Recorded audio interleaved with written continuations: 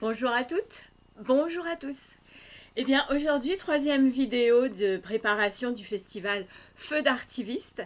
Un festival, je vous le rappelle, qui se veut d'éducation populaire et qui traitera de nombreux problèmes de société du 1er au 8 mai 2020 en direct, en ligne, chez vous. Alors aujourd'hui, j'ai fait le choix de vous lire un passage d'un livre. Alors, je fais exprès de ne pas vous donner ni le nom de l'auteur, ni le titre du livre, et puis vous me direz en commentaire si ça vous évoque quelque chose ou si ça vous rappelle quelque chose. 93 ans. C'est un peu la toute dernière étape. La fin n'est plus bien loin.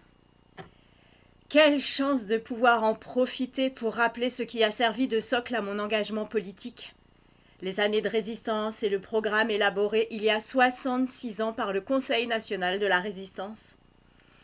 C'est à Jean Moulin que nous devons, dans le cadre de ce conseil, la réunion de toutes les composantes de la France occupée, les mouvements, les partis, les syndicats, pour proclamer leur adhésion à la France combattante et au seul chef qu'elle se reconnaissait, le général de Gaulle.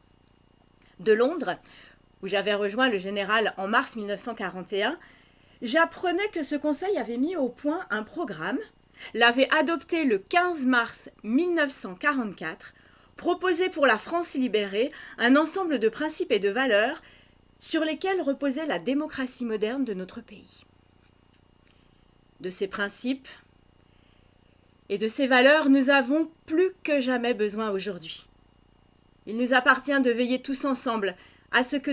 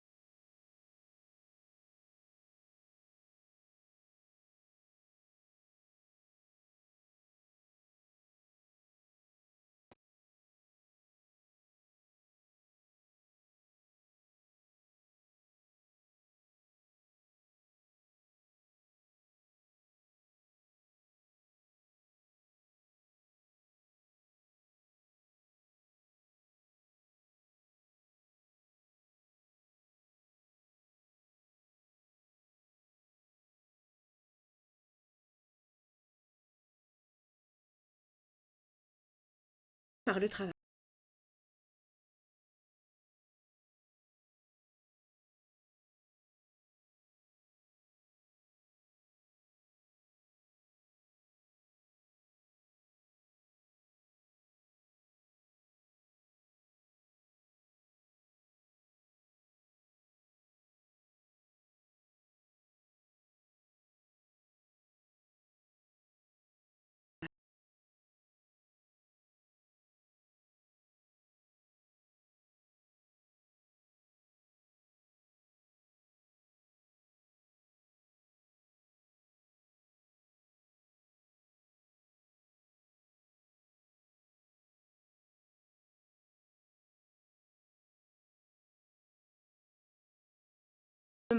Provisoire s'en est fait le relais. Une véritable démocratie a besoin d'une presse indépendante. La résistance le sait, elle exige en défendant la liberté de la presse, son honneur et son indépendance à l'égard de l'État, des puissances d'argent et des influences étrangères. C'est ce que relaient encore les ordonnances sur la presse dès 1944. Or, c'est bien ce qui est aujourd'hui en danger.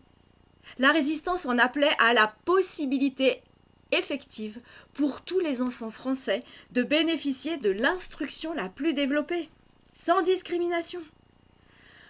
Or, les réformes proposées en 2008 vont à l'encontre de ce projet. De jeunes enseignants dont je soutiens l'action ont été jusqu'à refuser de les appliquer et ils ont vu leur salaire amputé en guise de punition. Ils se sont indignés. Ils ont désobéi, ont jugé ces réformes trop éloignées de l'idéal de l'école républicaine, trop au service d'une société de l'argent et ne développant plus assez l'esprit créatif et critique. C'est tout ce socle des conquêtes sociales de la résistance qui est aujourd'hui remis en cause. On ose nous dire que l'État ne peut plus assurer les coûts de ces mesures citoyennes. Mais comment peut-il manquer aujourd'hui de l'argent pour maintenir et prolonger ces conquêtes alors que la production de richesses a considérablement augmenté depuis la libération, période où l'Europe était ruinée?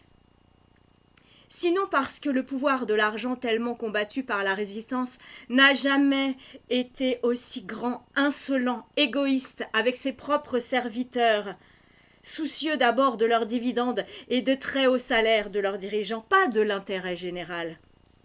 L'écart entre les plus pauvres et les plus riches n'a jamais été aussi important, et la course à l'argent, la compétition, autant engagée. Le motif de base de la résistance était l'indignation.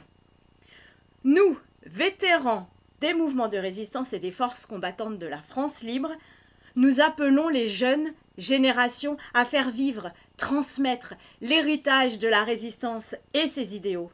Nous leur disons « Prenez le relais, indignez-vous !» Les responsables politiques, intellectuels, économiques et l'ensemble de la société ne doivent pas démissionner ni se laisser impressionner par l'actuelle dictature internationale des marchés financiers qui menace la paix et la démocratie. Je vous souhaite à tous et chacun d'entre vous d'avoir votre motif d'indignation. C'est précieux. Quand quelque chose vous indigne, comme j'ai été indigné par le nazisme, alors on devient militant, fort et engagé. On rejoint ce courant de l'histoire, et le grand courant de l'histoire doit se poursuivre grâce à chacun. Et ce courant va vers plus de justice, plus de liberté.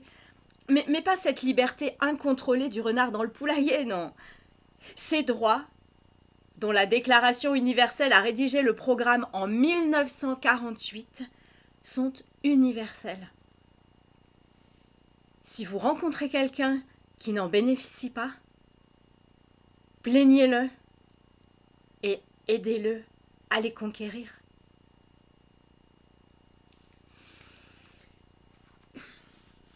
Alors voilà, début du très beau texte. Je ne sais pas si vous l'avez reconnu, vous l'avez certainement lu.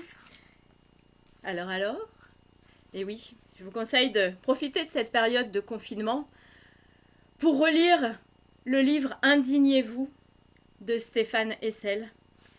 Ce livre a été écrit il y a plus de 20 ans et la situation n'a pas évolué ou même plutôt s'est dégradée par rapport encore à ce dont il parle. Avec l'actuelle réforme des retraites, la prochaine disparition de la sécurité sociale, si nous ne nous emparons pas de ces sujets tabous et de notre rôle de citoyen.